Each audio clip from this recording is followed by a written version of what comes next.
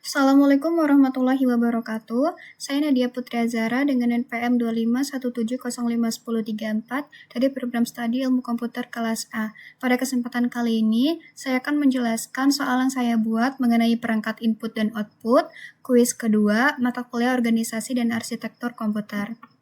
Saya membuat soal ini dengan referensi buku yang berjudul Pengantar Organisasi Komputer dari halaman 66-77 bab 6 mengenai unit masukan dan keluaran. Soalnya, teknik transfer data yang memungkinkan CPU tidak perlu membuang waktu menunggu modul input-output menyelesaikan instruksi, namun CPU tetap bertanggung jawab atas pengambilan dan pelaksanaan perintah disebut A. Input-output program, B. Interrupt Driven Input-Output, C. Direct Memory Access atau DMA, dan D. Memory Map Input-Output.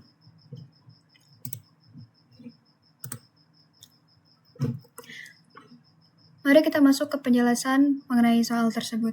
Yang pertama, perangkat input-output. Perangkat input-output atau yang lebih umum dikenal sebagai perangkat peripheral adalah komponen yang memungkinkan mesin komputer untuk berinteraksi dengan dunia luar.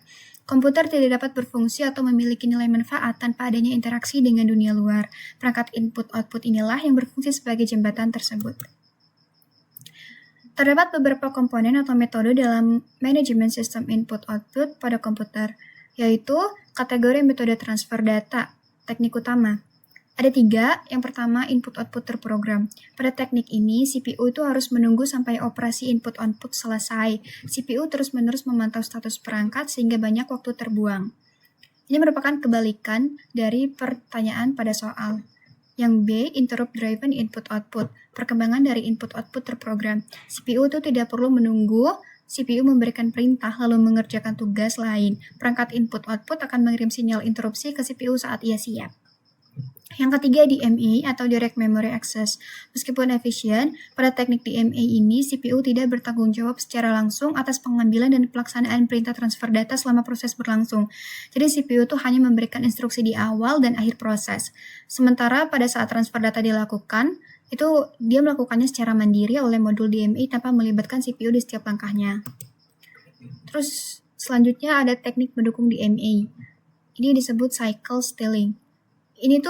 Ini bukan merupakan teknik transfer input-output secara keseluruhan, melainkan metode yang digunakan di dalam teknik DMA untuk mengambil alih siklus bus agar DMA bisa beroperasi. Ini merupakan teknik pendukung DMA.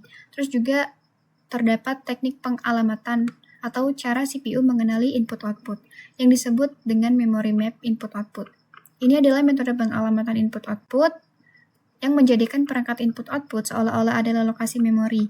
Dan ini tuh bukan merupakan teknik transfer data yang menentukan apakah CPU harus menunggu atau tidak. Dari penjelasan tersebut, jawaban yang paling tepat untuk soal tersebut adalah interrupt driven input-output. Yang dimana pada pilihan jawaban di dalam soal itu di yang B.